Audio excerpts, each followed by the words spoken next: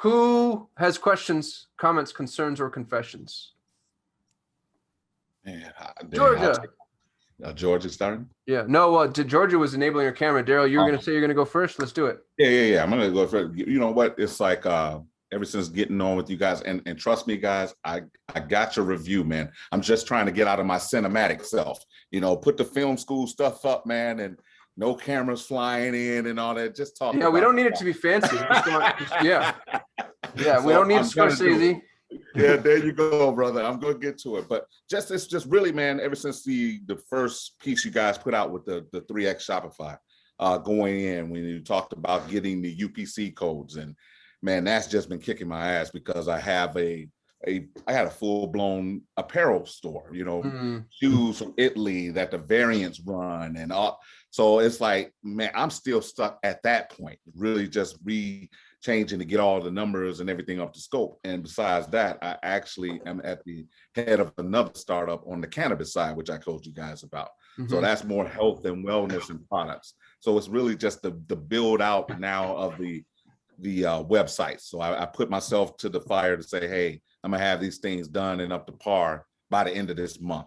And then I think I'll be ready to now get into the campaigns because I know I'll be shooting content down the line as well. Right. So I'll be ready to actually get inside and go through those lessons that you put us through and just rehash the recordings. And like I said, got you guys every other week. And if I have questions from there, man, I'm gonna jump on. Yeah, well, we're excited for that. You going back to the UPC codes, what about that is it just cumbersome because of how much work there is, or is there something there that we can dig into and maybe help you a little bit? No, it's just really the work. Remember, I asked John, was there a easier way? And I think he was telling me it was something that for Big Commerce was doing. Yeah, that helped out on that end. It's just just really putting the information in, turning on to where it said where are you from in the country. So putting the state in, just flipping those switches. So it's just the monotonous of sticking all these numbers in. And then I'm doing a twofold. I'm making sure my lookbook matches the same because I have some opportunities to pitch wholesale. So I need it cataloged anyway. So just trying to really, so that time is coming in, killing two birds with one stone, so to speak. Yeah. Well, good for you for doing the work, man. I mean, slow and steady wins the race. Yeah. Yeah, it's an arduous task sometimes. We have some people that have like 7,400 SKUs. I'm like, we're gonna need all the GTNs for those. And it's like, okay, you're gonna have to give me a few months because they're gonna have to contact all the manufacturers and you haven't sent to them. And yeah, it's a gargantuan task for sure. Oh yeah, so definitely. So hope to be up to speed by the time we run into July. Sounds good. All right. Gina has said, how do I select a demographic on Google Ads? So you don't necessarily select a demographic, you turn off other ones. So as an example, you'll have a demographic tab. Now you don't have that on Smart Shopping, but you will have that on all of your other campaigns. Smart Shopping kind of chooses your demographics for you. Essentially, you can start to see different performance and results, but Smart Shopping is like, I really don't care about anything except for a sale. I would also not necessarily use any sort of demographics unless you have a good result. So what I mean by this, and I'll pull up my my Google Ads, so this way I can share this, and it's not sharing sensitive client information. Let me just log in real quick. I'll share with you a good way to identify the demographics that are working and what you want to do to shut them off or even turn them on higher, because you can do that. It's pretty cool. So let me do this here. Pause you, John. Let's not share anything that's. Do you have a Sandbox account?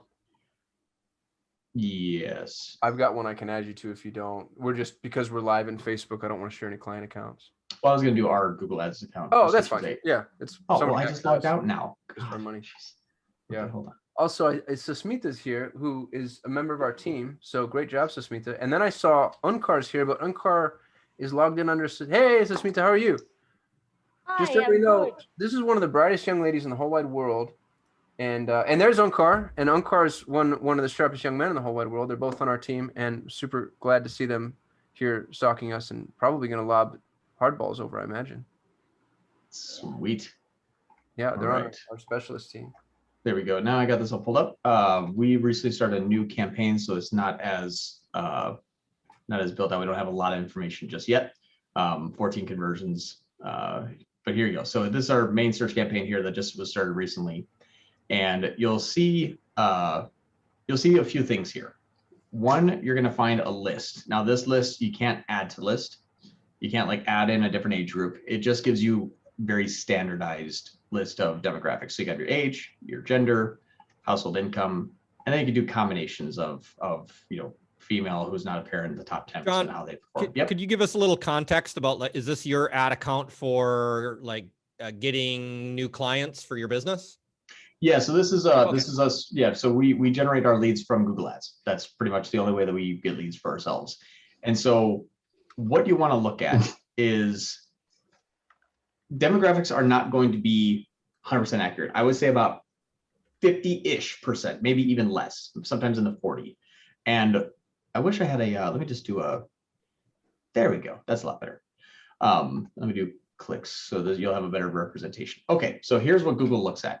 This is the age group that is coming in on the search campaign, as an example for this one, and how many clicks versus how many conversions. So you see that my 35 to 44, I had 81 clicks and no one converted. But the 25 to 34, I have 146 clicks and 5 conversions. Now, I'm going to give a brief overview about how demographics are both a strength and a fail point, very, very, very strongly a strength and a fail point. Do not look at this and assume this is 100% accurate. You can see already here on the side where it's like, hey, the 7 conversions, we have no idea. We have no idea how old they are. Google identifies the demographics based on third-party data on AdSense majority of the time. What that means is that if you visit Etsy, Google believes you're an 18 to 24-year-old female, because Etsy told Google the people who visit my site is an 18 to 24-year-old female. And when they run ads on their website, that's what they submit the information. You're at the mercy of whatever website you're visiting, submitting the information into Google saying, these are the type of people that visit my site, and that's reflected here. Now, where it can be good is, for me, I could care less that this might be a 12-year-old kid or a 97-year-old man. I don't care. I just know that this demographic doesn't work that well. Now, you'll need more data than this. Don't just look at like this month time period. But let's say you have 3 months of time period and $10,000, $20,000, $30,000 in spend, and you say, this demographic doesn't look good. So the 35 to 44, what I would say is not necessarily how you select, but how you can reduce, as an example. So this doesn't really convert very well. So if a 35 to 40-year-old person is searching and that audience group, even if it's not real, just doesn't perform well, I can reduce my bid by 50%. To say so my click that came in from here, my average CPC is $10.26. It'll turn into a $5.26 or $5.13 click. I'll pay less for that group, which means A, I could possibly earn a little bit more clicks, or B, I'll just get a less ad rank, or C, if I wanted to, essentially, I can just remove this completely. Just completely remove that whole ad group. Don't do it negative 100%. It won't allow you to do it. Just go over here and just turn that off. Just exclude from the ad group. So don't necessarily outsmart yourself necessarily by saying, my product is perfect for females between the age of 18 and 27. You might have a 65-year-old male come in through your Google Ads who's actually that female. Google just mistook them. So they're not that actual person. So what I like to do is start broad, start with everything. And based on a lot of historical data, I can say which one performs better or worse, and then adjust my bids appropriately by the age demographic. Same thing with gender. Google says, hey, out of all these, we have no idea. But we see that the clicks and conversions most often come from the male category. I have a lot of clicks from female. I have more clicks from male, but these people convert, looks like, 4 times as good. Now, would I exclude that from female? No, because a female at an agency might have found us, told a colleague just, let's just say, happens to be male, and they reach out to us. Well, if I exclude the female, that agency would have never found us. So think about top conversion path is going to be important. How many clicks does it take to get a conversion? How long is the conversion lag? If you have a 7 to 10 day conversion lag and 3 clicks on average, is it the same person each time? So understand your business and understand that you could have multiple visits before a conversion takes place, but this is just indicative of the last conversion that took place was from this identified demographic that Google has a 40% to 50% accuracy in.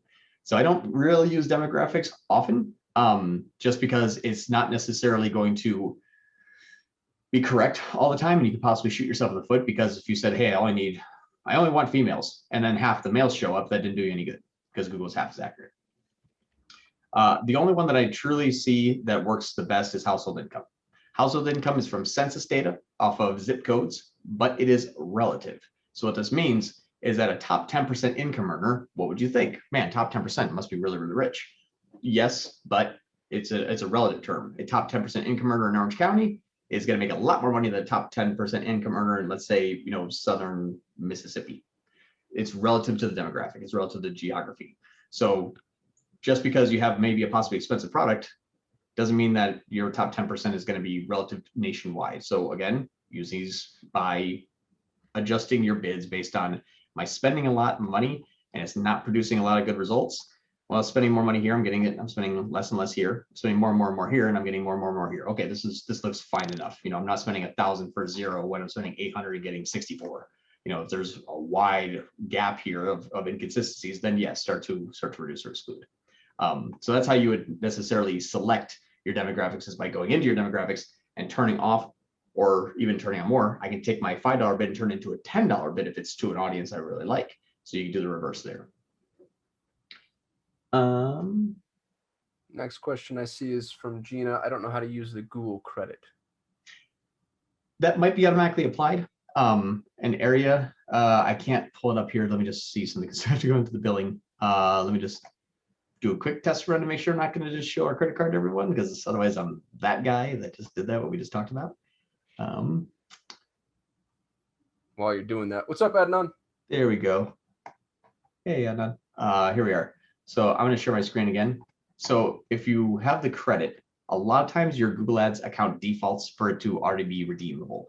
So up at the top right, you'll see settings and billing. Look at the promotions tab. The promotions tab will tell you what promotions or credit that you got, and then the amount granted, credit expired, date redeemed, spend, and then spend from promotion. It'll give you, did it automatically redeem? If not, you'll have a redeem action button here to say, yes, I'll go ahead and redeem it. Next one. I'm so sorry if I completely butcher your name. Gabando? Gabando Brands. Okay, thumbs up. Cool, I did it. He's smiling at you like you messed it up, man. I don't think so. That was a pity thumbs up. It's like, yeah. It's fine. Good. Yep. So smart shopping campaign has been spending the full budget. However, general search campaign doesn't appear to be running or spending the budget at all. So are you open to sharing your screen? Yeah. Okay. I'll do a little analysis.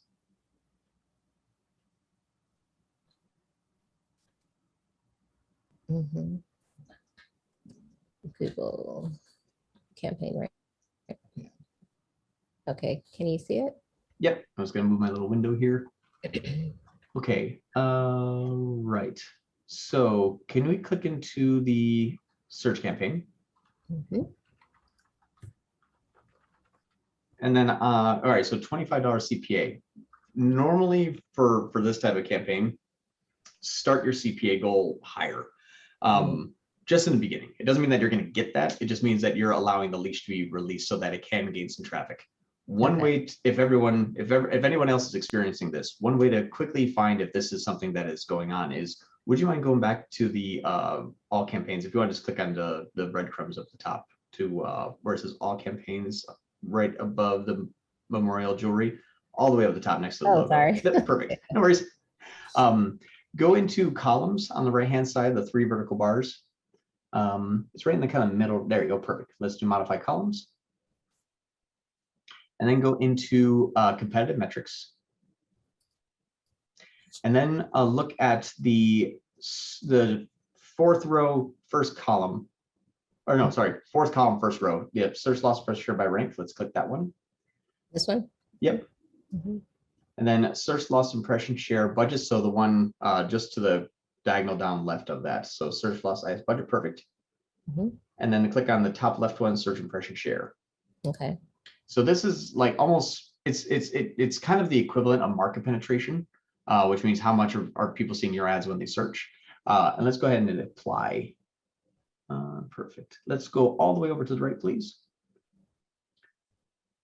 So what you'll see is in your Memorial Day jewelry, you'll see your search impression share, your market penetration is less than 10%. Now, when you say, well, why am I losing 90% of my impression share? Why am I not getting those 90% of those impressions that are out there that I'm eligible for? And the two columns will say, well, it's either because you're not spending enough per day or you're not bidding high enough. And you can see one here that shows you're not bidding high enough, and that's search loss impression share by rank. Rank says, hey, you're losing more than 90% of your search impression share because you're not ranking high enough on a page. Well, one of the reasons why I wouldn't rank high enough on a page is because you've placed a restriction on Google to say, okay, I don't exactly know how much a conversion is going to come in, but you better not have a conversion come in for more than $25. And they say, well, crap, I don't know how much a click's going to be. A click could be $3. Well, that means I need to have like 8 clicks. That means I need to have, a 20% conversion rate. I don't think I'm going to be able to get that. And the campaign just freezes. Mm, So when you increase that target CPA to, let's say, $100, it says, oh, I got some room to test. So now it's going to start to give you impression share. I see. So with the target CPA bidding strategy, make sure you start high. It doesn't mean you're going to get that. It just means, okay, you might say my target CPA is 100, you might be getting 36. Cool, that's at least starting off to start to get some traffic to start to optimize it. But normally when you start a target CPA, start it high, work your way down. If you start low, it just freezes. This way it doesn't know where it can go because it just stops. And then should I increase the budget as well, or just the CPA? Just the CPA yet, for now. We're not sure exactly, I know you had one click for 69 cents, but that just means that it was bidding probably $1 because it didn't know how much it could get, and you need to have a higher CPC. So first I would increase the CPA, $51 a day, perfectly fine with budget on search. That's more than enough. That's okay. I would just change that target CPA to 100 and then and you should see traffic start to spike up. Okay. All right. Thank you. You got it. Let's see. Happy belated Father's Day from Gina. Thank you, Gina. You do. Lewis, I'd like to share my search campaign and ask some questions. Let's do it. Yeah. Yeah. Y'all, by the way, I'm just going to pause real quick before Lewis does this.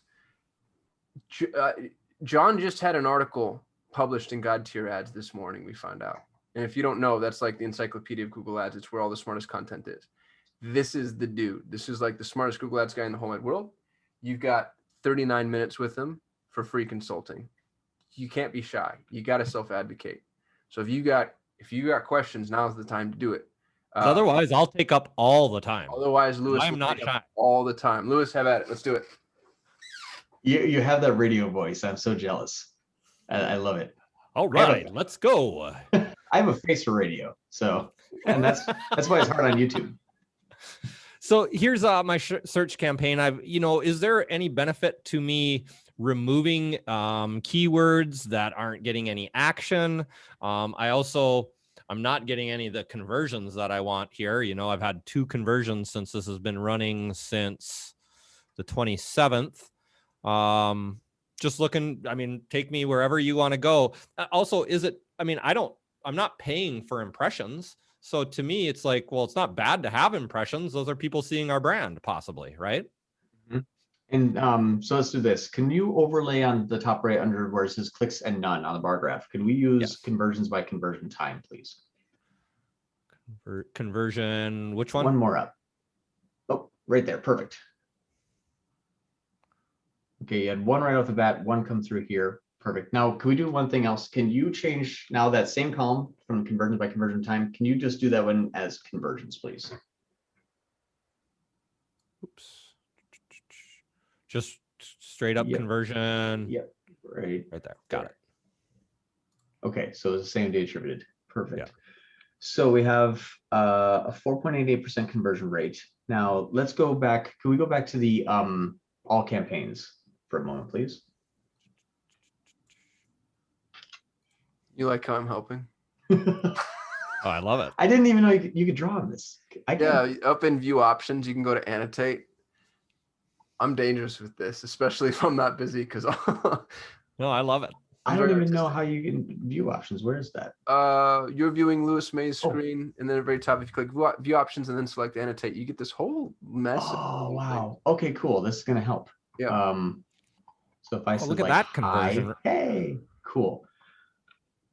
All right. So,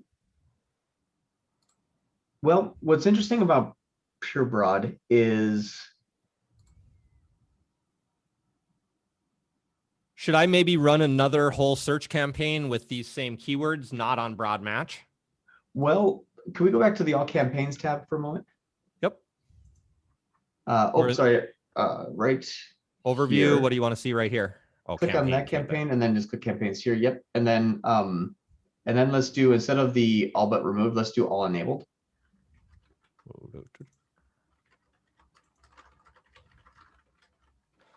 These Yeah, see, the other ones annotations- aren't doing anything. You know, like this might as well not even be on. Yeah, let's see here. So let's do this. Click on this segment here. How do I get rid of these annotations now? Because they're starting, oh, clear.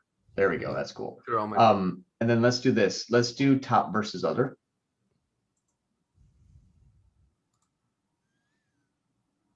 And I'm just not in here building a lot of campaigns because I'm like, I want to figure out one campaign so that I can see what's going on before I just start building a bunch of stuff and turning it all on. Right. That's my feeling. No, and this is good. It's starting to. So one thing that I would be weary of in the future is, because this is a search and display campaign, sometimes you're going to see this network here, the display network, start to get a lot of impressions and clicks, and sometimes can eat up to about 1/3 of your daily budget. And Okay. that will have diminishing results. That's not taking place now or yet. So we're okay here. But let's do this. Go ahead and click on the segment and let's turn that off for now. So just click on none. And let's go into settings over here. Yep, no, campaign settings, perfect. So you have two campaigns. They're both on target CPA, they're both on search. How much, and then your target CPA is 15. How much overlap in the keyword strategy do you have for those two campaigns? I can't remember right now. That's in your display retargeting one right now. Oh, shoot. Okay.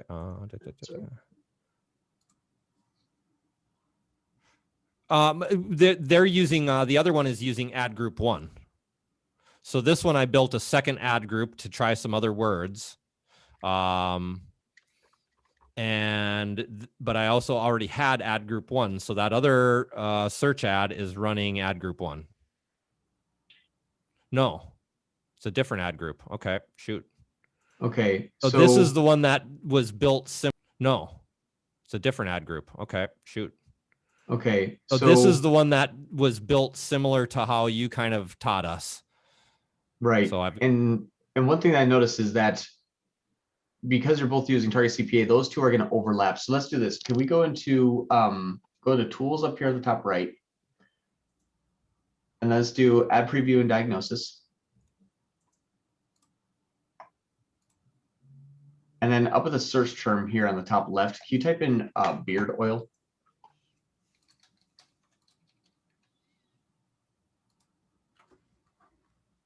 So here's what's going on. You're going to have something called keyword infighting. And you'll notice that there's no two keywords that are the same, but Google doesn't care. What they're going to do is basically have the two fight against each other. And that's why you have 21 keywords and 3 different ad groups, 2 campaigns. Both of them are competing against each other. And now the ad's not showing. So in the training, I remember wondering if that took place. Yep. So in the training, I remember it's so stupid because no one wants to do it. And I'm not saying that you've made a conscious decision not to. Well, you know what's funny is like I always say, I'm like, God, I really just want to have multiple search campaigns. And what I found is whenever you use broad, you have to have one campaign, because otherwise your buy beard oil, it's going to say, well, yeah, but beard grooming kit, beard growth product, beard oil, all of these things would have matched it. But what campaign's showing up? Well, the other one did. Oh, all right. So can you give a a viewer impression and a click to that campaign? No, it just ran out of budget. Or no, we're not ranking that high. So there's a lot of things that's like kind of grind to a halt for very simple keywords when you have more than one search campaign going on. Those two might just stutter and die and just not really ever get enough consistency. Target CPA needs repetition, and they need 5 to 20 conversions per week for it to really start to learn and take off. This is kind of stopping it from getting that. They're combating with each other.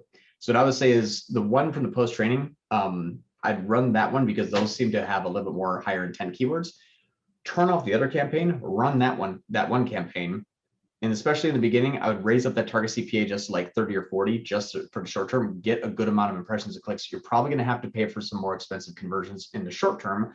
We don't even care. Like, we're willing to lose money on conversions to get new customers because we know our product's good. And once we add them to our email list, I can retarget them. Yep. And here's what we can do is if we go back to all those campaigns. So you're taking into consideration your LTV, which is good. Now, when you look at over here, if you look at, let's go to all campaigns right here. And then we'll do the home one right here. Perfect. What ends up happening is your cost per conversion right now is at $24. So when you look at the settings here, as an example, on the bottom left here, what Google said is, cool, I got a $24 conversion. And it says, well, I'm going to stop running because you want 15 and 10, and I just can't get there. Okay. So we'll want to bump those up to 40 or 50 just to start to get that traction and make sure only one of those campaigns is running. So what you'll have is one campaign. Should I take the keywords that are in this one and make sure they're in this one just in case? You can, yeah, you can do that. You're probably, and if you have the budget and you're like, hey, $50 a day for, a month or two, and then you can start just hacking off those keywords that have high amount of spend and no conversions, then you start removing those. Okay. Okay, sounds good. So what we're doing is essentially searching for keywords that have conversions, not spend. Right. So what Target CPA will do is say, okay, I spent the money, I found the good, I found the bad, and the good converted at $40 cost per acquisition. Why? Because I had to also pay for the bad. So now what it's going to do is then say, well, I'm going to stop paying for the bad and just put all my ad spend towards those good keywords. And you're going to see But it's not going to do that without us doing a little bit of analysis ourselves and just getting rid of them, because Google wants to pay for clicks. Exactly. And Google will, and it will naturally get there, but you can take a 3-month time period of it getting there by itself and get it there within 1 month if you just start taking them off yourself. Correct. Okay. But what I saw beard hair is one of your keywords in there. That could blow through the moon, because you think about everybody going to Google being broadly matched for the term beard hair has nothing to do with products. It's just like, why does my beard hair feel coarse? You're going to pay for those clicks. So make sure that you have at least some purchase intent. That's why the conversion came into is like, I think beard oil company. Perfect. Now they're looking for a product and a company that supplies it. So something that is not about a product or not about a purchase intent, I would just get rid of those right off the bat. Okay.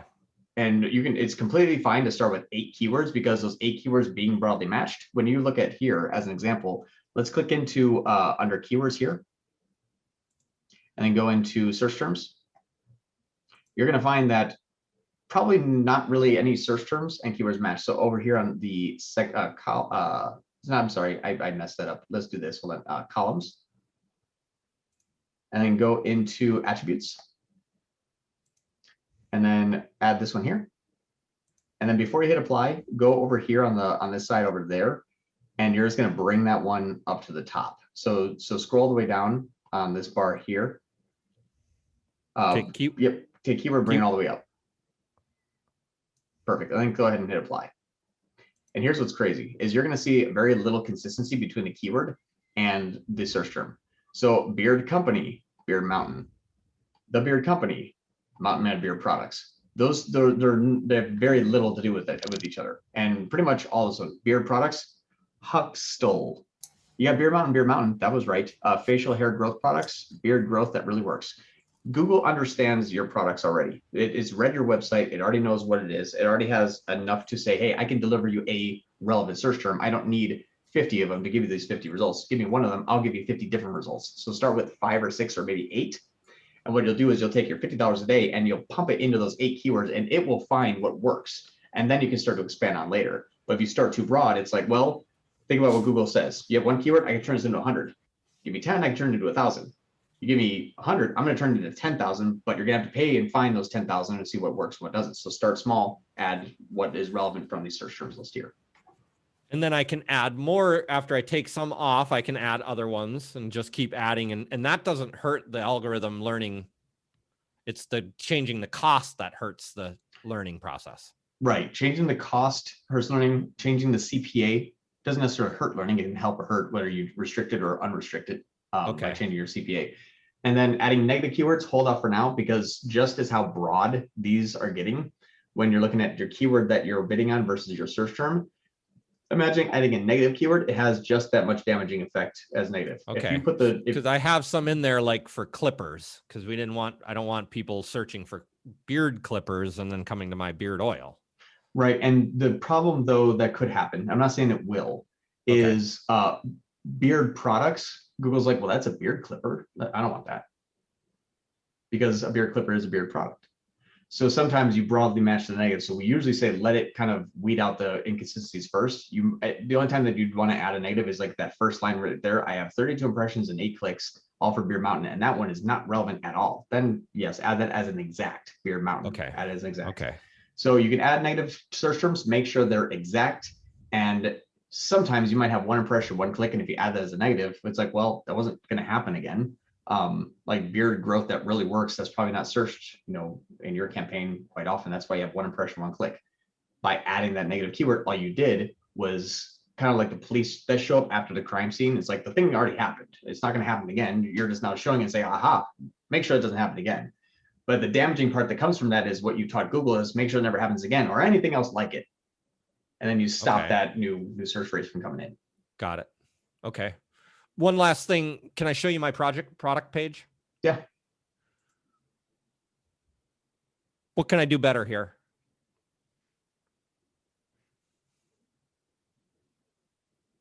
We made this. We have these little things over here to show our little.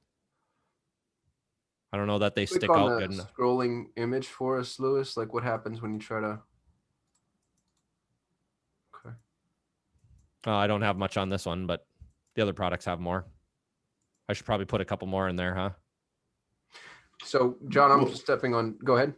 I was going to say, first thing I'd want to know is what does it smell like? So Please. that's down here.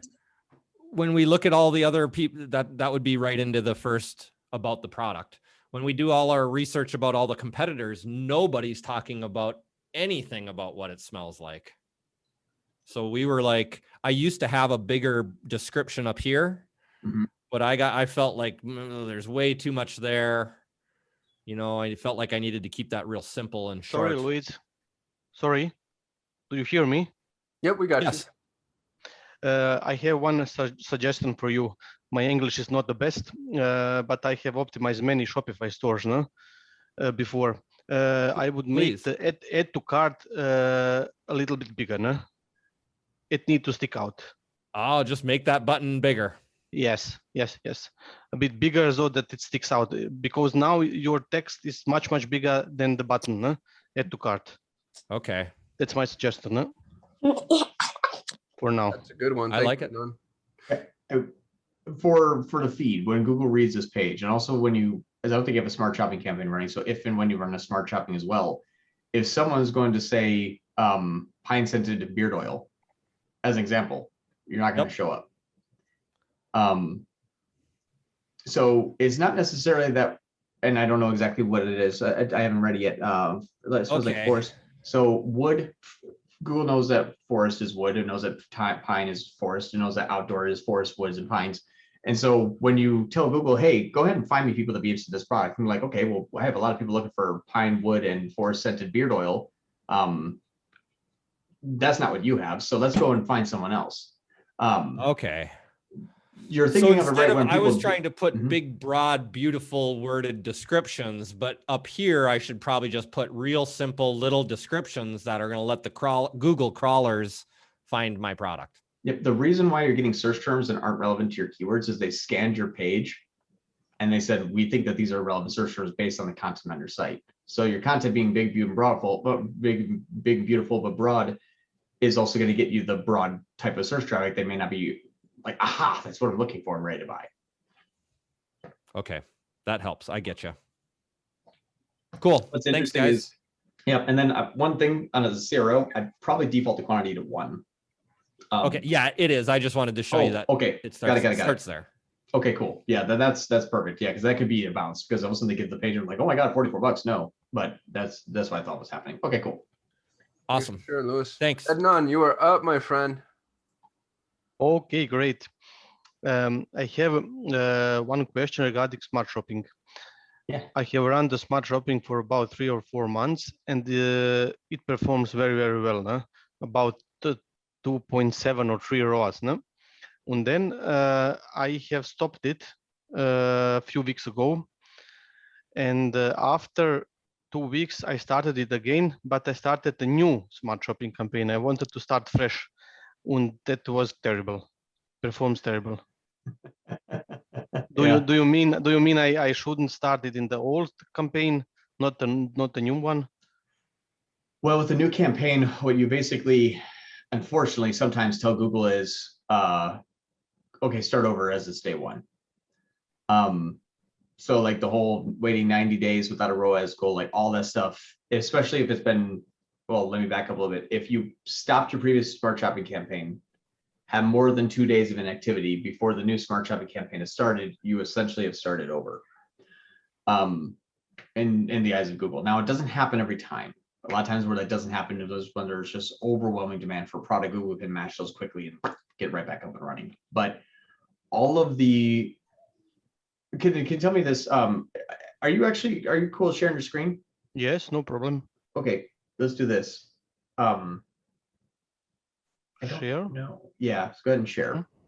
Okay. Can we go? Do you see my screen? Perfect. Yep. And you got all time perfect. Let's do this. Click on segment. Mm-hmm. I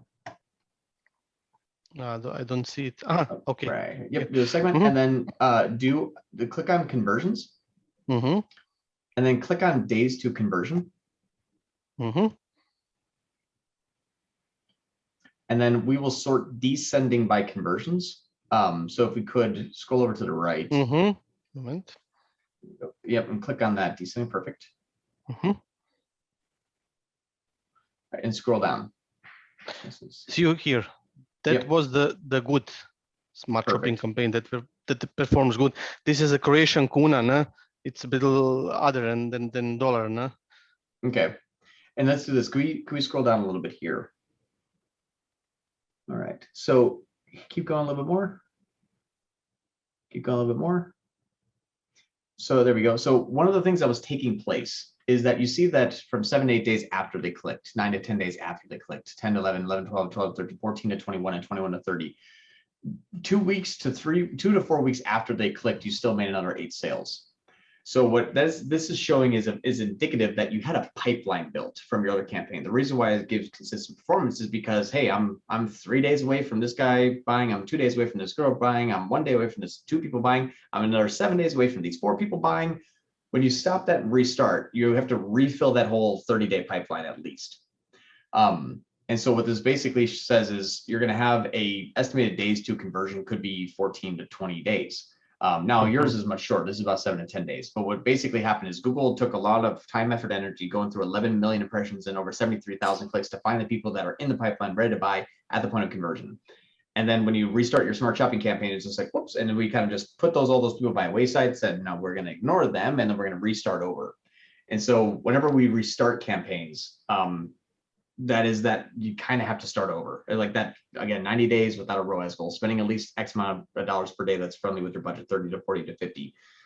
And then having Google relearn all of your products and match it to a brand new audience. All that kind of has to take place again. And that you can kind of see that you already had that pipeline filled. And that's why it gave you good, consistent sales each day. Because you'll see that even 3 weeks after they last clicked, 3 more people then bought 3 weeks after they have ever redirect your website.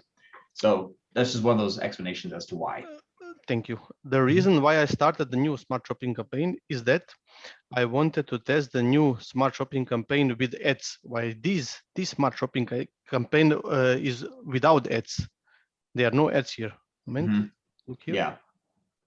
Yeah, and it's funny is the other campaign I think will get to where that product or where that campaign is if you follow the same steps as your no ad here, no? Yeah. In the other campaign, it was ad. I added headlines and banners and so on, and it performs much worse than this one. It performs much better, no? Yeah, without ads. Yeah, and that's what's funny is I have campaigns that are still running without ads that still do fine. We launched like 1 to 3 new clients per week, and we have been using the ads, and it still hasn't been bad. We didn't see like a different than we haven't seen one ad or one campaign perform worse than the other one because it did or did not have an ad. But I do know that if you do restart a new campaign like this, one of the things that was just published and got to your ads is the reasons why you would never really necessarily want to even separate smart shopping campaigns is because of you're retaining an audience of a massive amount of people. And then we just got to say like, well, push those away and then rebuild the whole audience. It'll take time. Time is going to be is your friend here, and think on a monthly basis of incremental performance. The new campaign might work, but it might take, no joke, 45 to 60 days before you start seeing consistent results. Then what do you suggest now to me? Should I start it again in this smart shopping campaign to run, or? I'd restart 3. I'd restart Smart Shopping 3. You're going to leverage the historical data Yes. that's in Smart Shopping 3. I would definitely restart that one. Okay, very good. One more question, John. Dynamic search ads, no? Do you run it at the target CPA or manual CPA? Most often target CPA.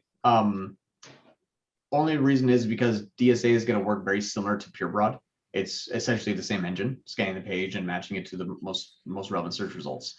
So the reason why I like target CPA is because for me, I could care less what I get matched for, as long as my sale comes in under that dollar amount or below.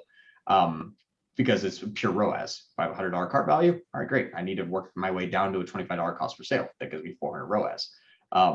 So that's why I like using target CPA. Just be mindful in your DSA campaign, it will default to showing a lot of branded traffic. So make sure that the brand traffic, your brand is a negative keyword in your DSA at the campaign level. Otherwise, that campaign has a lot of false positives that are just paying for that branded traffic. Okay. I need to edit. I didn't add the branded traffic as a negative keyword, no? Okay, thank you. Yeah. Is the DSA campaign here in this account? It should be here, yes. Moment. Yeah, you can turn on the segmentation. That thing becomes a nightmare. Not saying it happens, but sometimes it does. Might just wanted to shoot that like all enabled campaigns. I cannot switch here, but there are more campaigns, no? Can you could you hit instead of all but Moment. remove? Okay, now.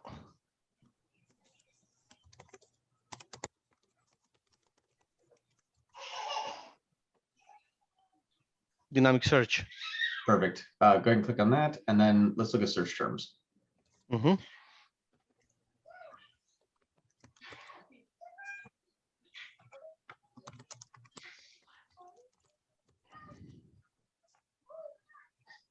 then sort by conversions. There are no conversions. Oh, there's no conversions at all. No, I thought I saw. God, I thought I saw on the other screen that they had conversions. Okay. What was nice is what's that? So that was just John being passive aggressive. No, yeah. So what was nice is there's no branded, which is good. No, It it's doesn't not look here, like. but it's not running for a long time. You see, Yeah. it's only two clicks, no? Yeah, and that's where target CPA gets really bad. Is all of a sudden they show you a couple times for your brand name, then you get conversions. Those conversions fall into your target CPA goal, and Google, being a machine, be like, wow, that word converts well. Let's get more of that word. And that word Trying to more, yes. So happens to be your brand, yeah. Yep. That's right. Yes. Cool. I need the dynamic search campaign because my store is a general store, no?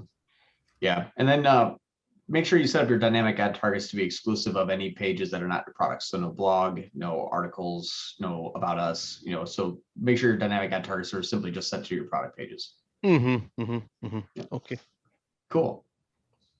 Thank you. Yeah, you got it.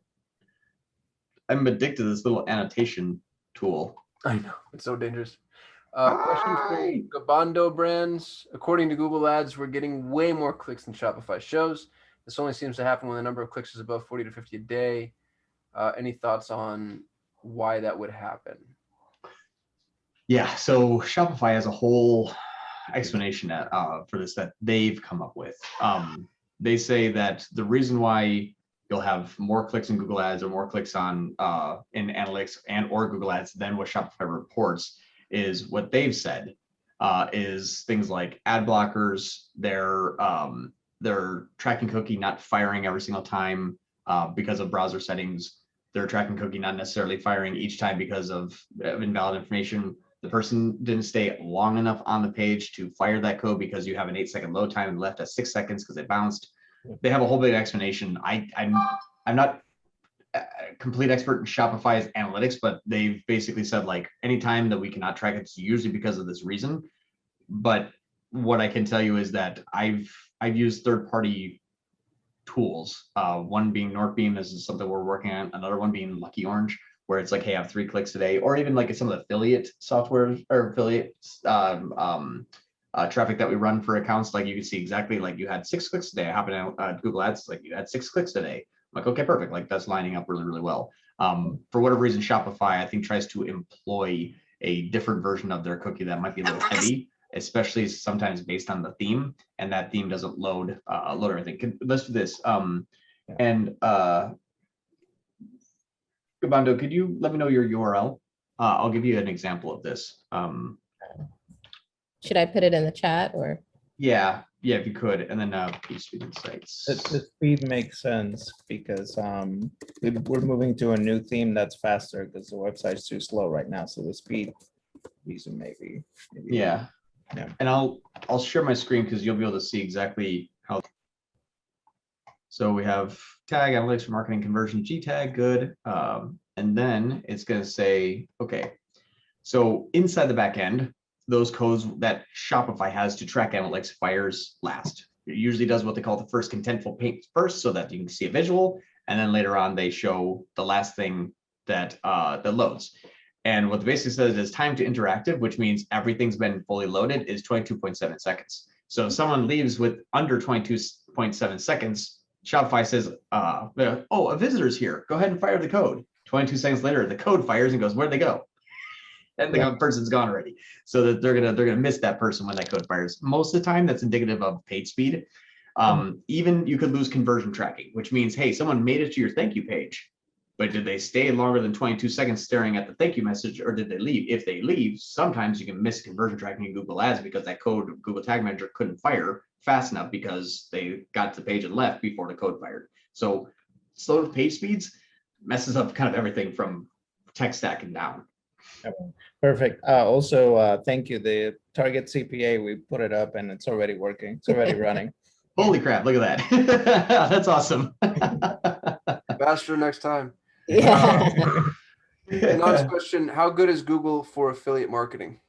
It's horrible. So Google doesn't necessarily allow you to do any sort of redirects. And that's what a big issue for affiliate marketing. So if it's like, hey, here's your affiliate code, and you're like, great, and you try to drive traffic to that affiliate code or affiliate URL, if that URL rolls to something else, Google's going to say, oh, it's a mismatch.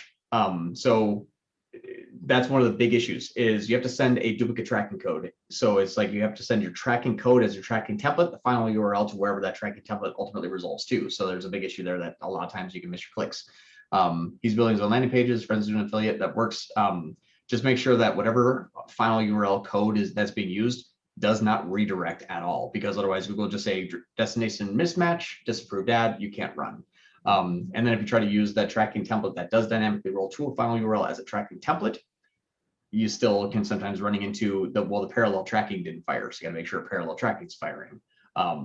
If you're running YouTube though, any sort of video remarketing, parallel tracking is not going to fire. So you can't use that affiliate code for YouTube, but you can in search or vice versa.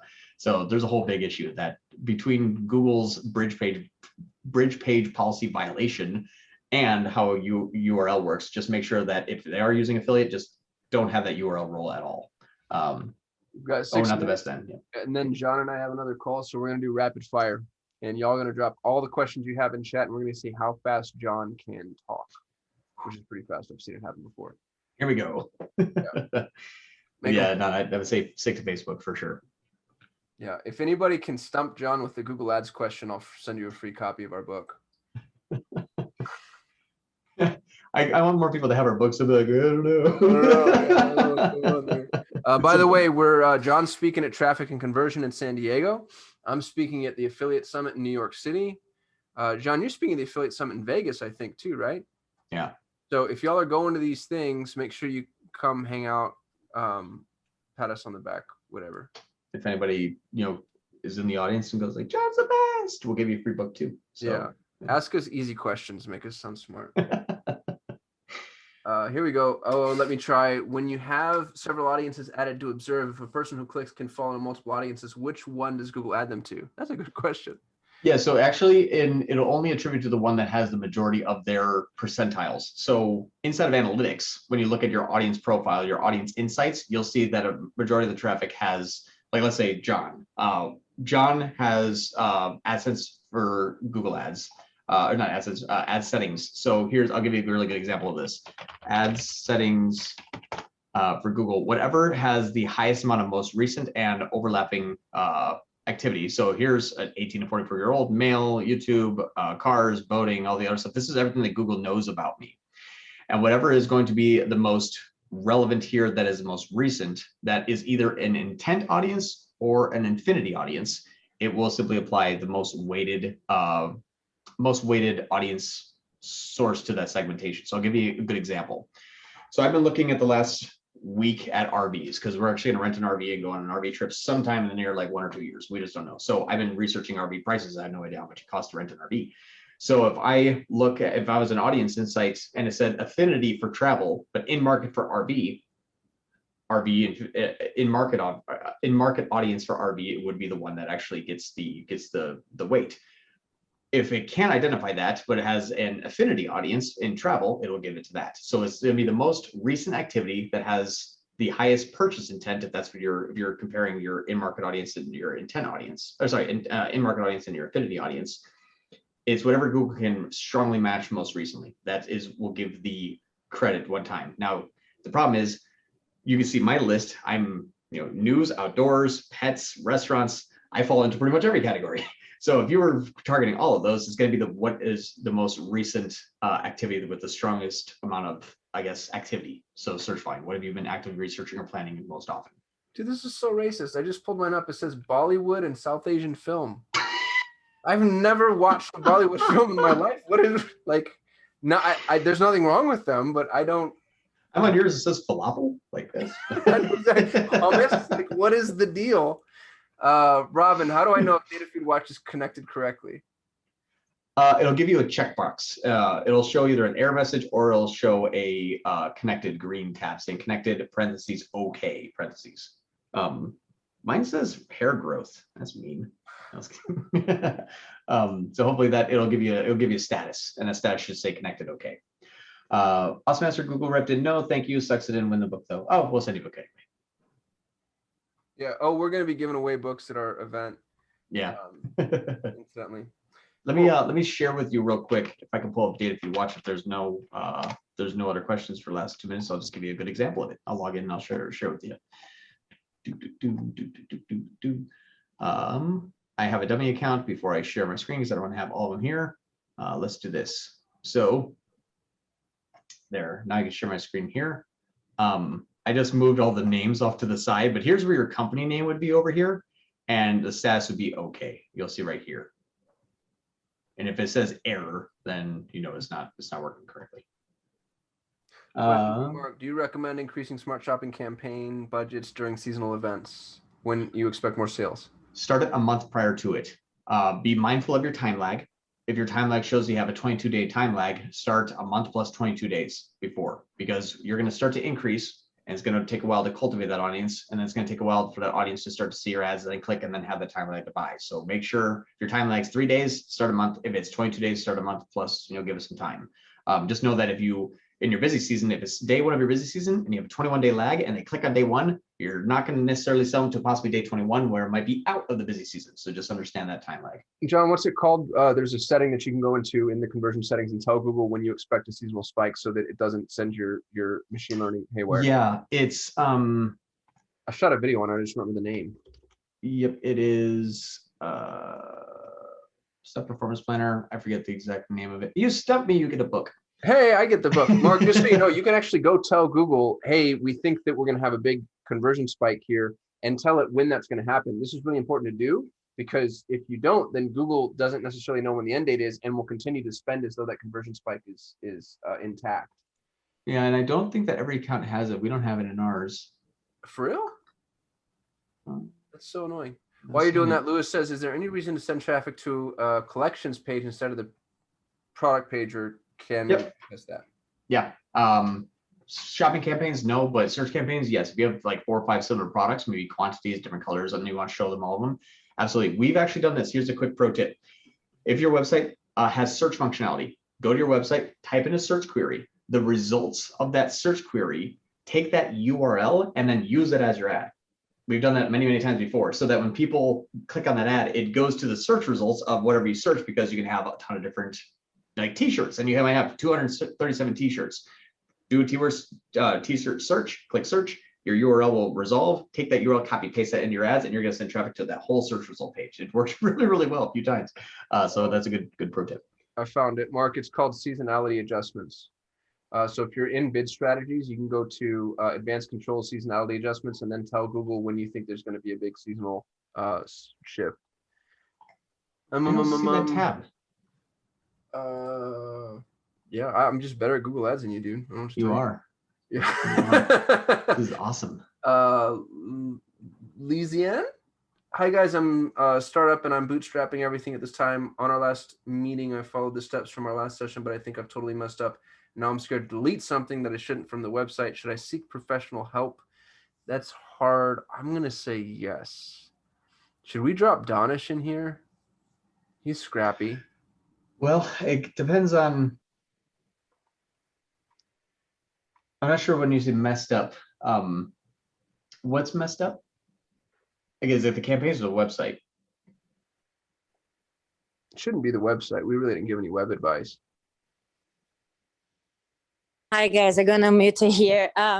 So I think when I put the code to do the campaign into the website, the Shopify website to follow track and all that, I think I kind of deleted a piece and I kind of tried to copy again and I messed up some kind of thing there. So kind of my campaign is frozen. So it's nothing happening now. It's been like almost for 30 days.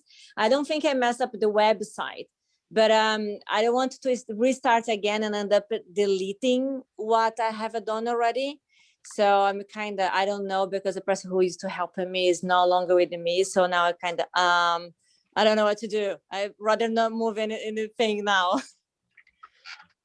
Yeah, I would, man, I'm not sure. I'm not sure that's something we can. I've got a kid for you, but here's the disclaimer that I'm going to make is he's probably watching this. So I need to choose my words wisely. I don't think he's expert specifically in e-commerce. Thank you for that. He's a hacker. Like he's a figure it out, and he's like crazy cost effective. Okay. So I'm going to drop his email into the chat here for you. His name's Donish. He used to be a full-time employee of ours, really brilliant young man, spun off his own agency, charges much less than we do. So if you want someone who's fiscally friendly, that's who I'd go to. Fantastic. I'm gonna write down. Thank you guys. Thank you so much. Yes, ma'am. Drop this on the Facebook comments too if you need scrappy tech help. And we are 2 minutes over. How is this, y'all? Do everybody feel good, happy, healthy, content? Thumbs up. So can you share your screen? Or I don't have seasonality and I'm in the same account you are. Dude, that's so weird. Sorry, I know we're going over, but I'm like breaking out now. No, you know what? I remember this. I talked to Sergey and he told me, like Sergey and Larry, we were hanging out. I don't know, dude. It's I don't like know we're what's taking going it on. away from John. Yeah, we should All right. dig into this. Cool. We love the 3x Shopify people. We're going to be running another 3x Shopify challenge. Honestly, like when we've recouped, that was hard. It was way harder than we thought it would be. And there were way more people in there than we expected. And we got yelled at a little bit, which we just need to be better at event planning, I guess. Yeah. Well, that the part two, I think like the first 3x Shopify challenge, I had like 80, and now all of a sudden it went to like 2,100. We're like, oh, Yeah. this got big.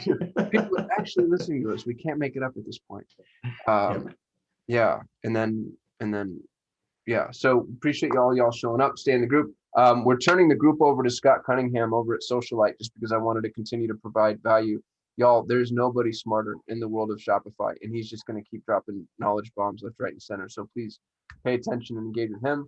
I'd also like to start promoting some of the resources that we have internally. And what I mean by that is inside the group. So like Ednan just said, oh, I do Shopify CRO. let's freaking chop Ednon up and get him on a video live and, you know, somebody interview him about all the stuff that he knows.